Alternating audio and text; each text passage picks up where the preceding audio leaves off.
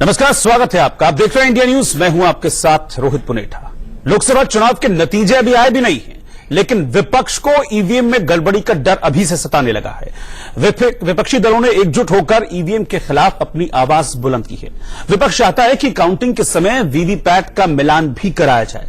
विपक्ष कह रहा है कि ईवीएम में गड़बड़ी के जरिए नतीजों को प्रभावित किया जा सकता है। आपके वोट के रक्षक चुनाव आयोग की साख पर सवाल खड़े कर रहा है विपक्ष, जबकि आयोग ईवीएम को पूरी तरह से सुरक्षित बता रहा है। आइए आपको दिखाते हैं चुनाव आयोग पर चलाए गए वो 19 तीर, जिसका सीधा सरोकार 2019 लोकसभा चुनाव से जुड़ा है। एग्जिट पोल में हार के अनुमान के बाद विपक्षी दल सक्रिय हो गए हैं और ईवीएम पर उनके सवाल एक बार फिर से जोर पकड़ रहे हैं। मंगलवार को 21 विपक्षी पार्टियों के नेताओं ने चुनाव आयोग से मुलाकात की और उन्हें ज्ञापन सौंपा। इससे पहले सारे नेताओं ने दिल्ली के कॉन्स्टिट्यूशन क्लब में बैठक की और चुनाव आयोग के खिलाफ अपने विरोध मार्च को रद्द कर दिया। विपक्ष ने चुनाव आयोग से मांग की है कि 23 मई को काउंटिंग शुरू होने से पहले बिना किसी क्रम के चुने गए पोलिंग स्टेशनों पर वीवीपैट पर्चियों की जांच की जाए। उधर चुनाव आयोग ने बयान जारी कर स्ट्रांग रूम्स में रखे गए ईवीएम्स की सुरक्षा को लेकर जाहिर की जा रही तमाम आशंकाओं को खारिज कर दिया है, जिस पर विपक्षी पार्टियों ने अपने तेवर तल्ख कर लिए हैं। इलेक्शन कमीशन में उसमें निकाला है जो ऑर्डर, उसमें कहा है कि पहली काउंटिंग हो जाएगी और उसके बाद वीवीपैट गिने जाएगी। हम लोगों ने कहा 22 राजनीतिक दलों ने नहीं, आप पहले तो वो जो 5 एक विधानसभा में 5 पोलिंग स्टेशन की जो 5 मशीनें गिनोगे, वो सबसे पहले गिनो। लोकसभा चुनाव के नतीजे 23 मई को आने वाले हैं, लेकिन एग्जिट पोल्स के आने के बाद ही सियासी दलों में गहमा-गहमी बढ़ गई है। विपक्षी दलों ने ईवीएम से छेड़छाड़ की आशंका जताई है, जिस पर देश के पूर्व राष्ट्रपति प्रणब मुखर्जी ने भी चिंता जाहिर की है। प्रणब मुखर्जी ने मतदाताओं के फैसले से कथित छेड़छाड़ की रिपोर्टों पर चिंता जताते हुए कहा है कि ईवीएम्स जो ईसीआई की कस्टडी में हैं, उनकी रक्षा और सुरक्षा आयोग की जिम्मेदारी है।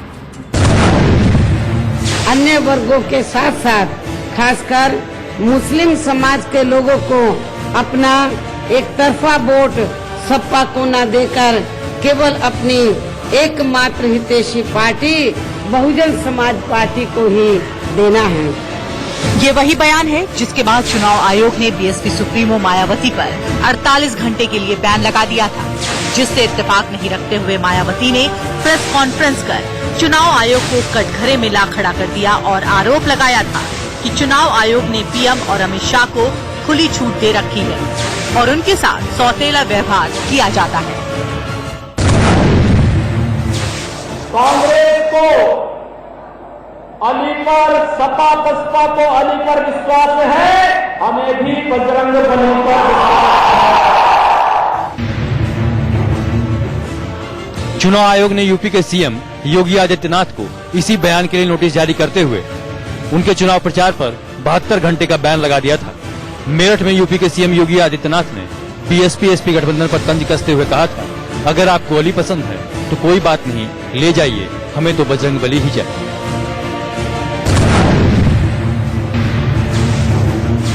बिहार के कटिहार में मुस्लिम वोटरों को लुभाने में जुटे कांग्रेस नेता नवजोत सिंह सिद्धू का पीएम मोदी पर विवादित बयान देना महंगा पड़ गया। चुनाव आयोग ने संज्ञान लेते हुए सिद्धू पर 72 घंटे का बैन लगा दिया था। क्या कहा था सिद्धू ने, आइए आपको सुनवाते हैं। आप लोगों की वोटें बांट के ये जीतना चाहते हैं। अगर तुम लोग इकट्ठे हुए 64% आपकी आबादी है, माइनॉरिटी मेजॉरिटी में है यहाँ पे, यदि तुम इकट्ठे हुए और इकट्ठे होके एकजुट होके वोट डाला तो सब उलट जाएंगे, मोदी सुलट जाएगा। समाजवादी पार्टी के दिग्गज नेता आजम खान की बेतुकी बयानबाजियों की वजह से ही चुनाव आयोग ने उनके प्रचार पर 2 बार रोक लगा दी। आयोग ने आजम खान को रामपुर से बीजेपी प्रत्याशी जयाप्रदा पर विवादित टिप्पणी पर सख्त रोक अख्तियार करते हुए पहले 48 घंटे और फिर 72 घंटे के लिए रोक लगा दी थी। शाहबाद वालों, रामपुर वालों, उत्तर प्रदेश वालों, हिंदुस्तान वालों, उसकी असलियत समझने में आपको 17 बरस लगे। मैं 17 दिन में पहचान गया कि इनके नीचे का वो खाकी रंग का है।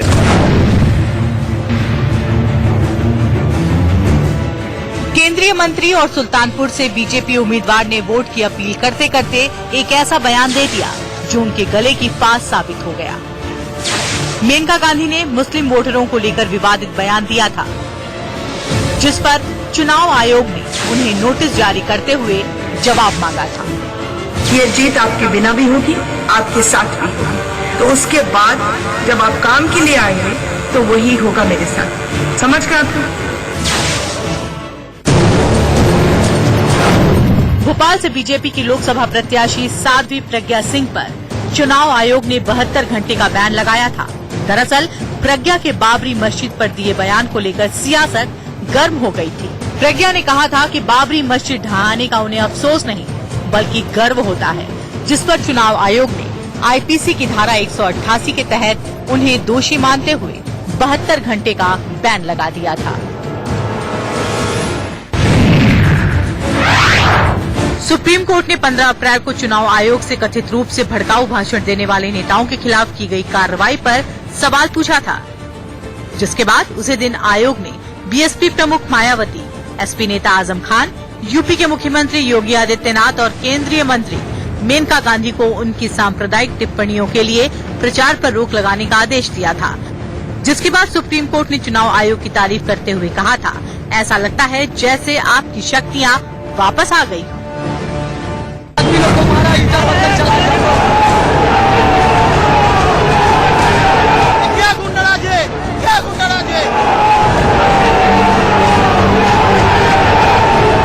पश्चिम बंगाल में 7वें और आखिरी चरण के चुनाव से पहले बीजेपी अध्यक्ष अमित शाह के रोड शो के दौरान हंगामा और आगजनी ने चुनाव आयोग की साख पर भी बट्टा लगा दिया था।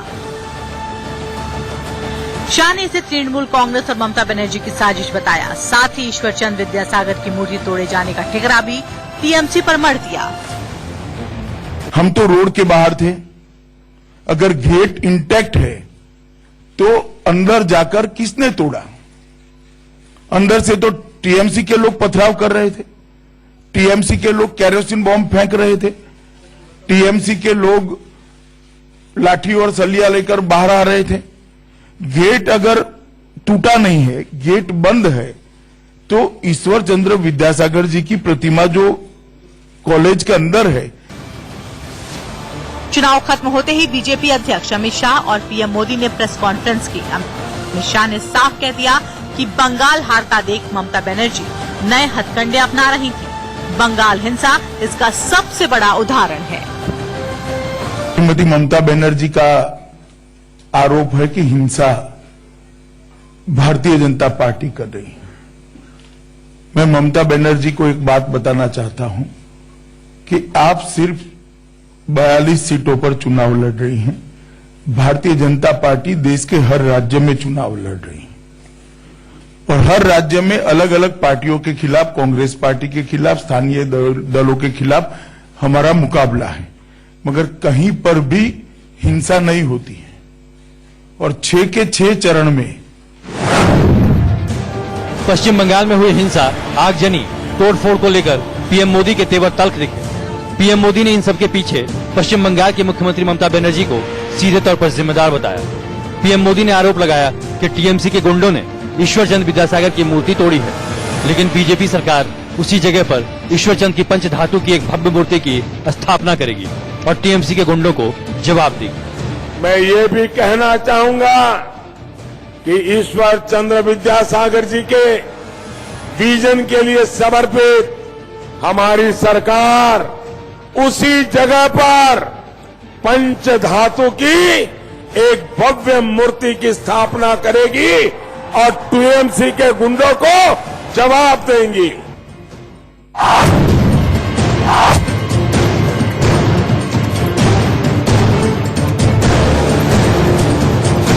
पश्चिम बंगाल के आसनसोल में चुनावी सभा को संबोधित करते हुए सीएम ममता बनर्जी ने पीएम मोदी पर करारा हमला किया। ममता ने साफ कह दिया कि मोदी पहले बंगाल नहीं आए और चुनाव में उन्हें बंगाल से वोट चाहिए। हम उन्हें बंगाल से रसगुल्ला देंगे, हम ऐसी मिठाई बनाएंगे जिससे उनके दांत टूट जाएंगे। हालांकि चुनाव आयोग ने ममता बनर्जी को सोच समझकर बयान देने की भी नसीहत दे डाली थी। बंगाल से वोट चाहिए, हम बोला बंगाल से तुमको रसगुल्ला देगा। क्या रसगुल्ला देगा? ऐसा मिठाई नहीं देगा, हम मिट्टी से मिठाई बनाएगा और उसमें कापूर दे देगा। जैसे लड्डू में किशमिश और काजू बादाम देते हैं ना, वैसे मिट्टी में लड्डू है और उसमें कापूर लगेगा और पूरा दांत तोड़ देगा, पूरा ऐसे ऐसा मिठाई देगा। पश्चिम बंगाल चुनावी हिंसा का जो दौर शुरू हुआ वो सभी 7 चरण में देखने को मिला।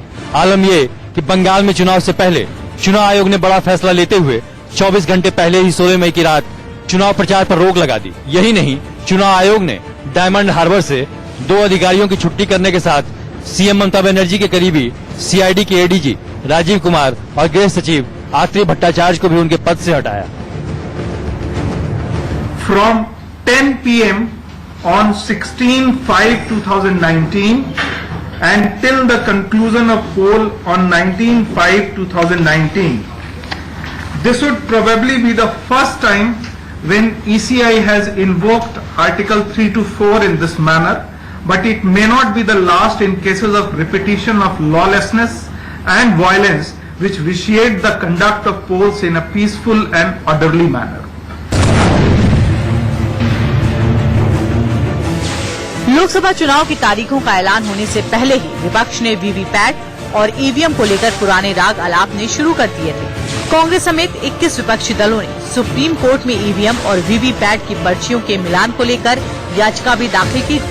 आंध्र प्रदेश के मुख्यमंत्री एन चंद्रबाबू नायडू की अगुवाई में विपक्षी दलों की ओर से दायर याचिका में मांग की गई थी कि 50% वीवीपैट पर्चियों की ईवीएम से मिलान का आदेश चुनाव आयोग को दिया जाए। या तो वे सब मशीनें जिसपे बीजेपी साफ आ रहा है उनको हटाना पड़ेगा चुनाव से, ये हमने मांग की है, या वो सभी मशीनों पे जितनी और पार्टियों के नाम आते हैं बीजेपी के साथ, वहां सब उन पार्टियों का नाम स्पष्ट अक्षरों में लिखना पड़ेगा। ये दोनों प्रस्ताव हमने रखे हैं और जब तक ये नहीं होता है तब तक इन मशीनों का प्रयोग बिल्कुल बंद करना पड़ेगा और ये चुनाव की तारीखों में एडजस्ट करना पड़ेगा, स्थगित करना पड़ेगा।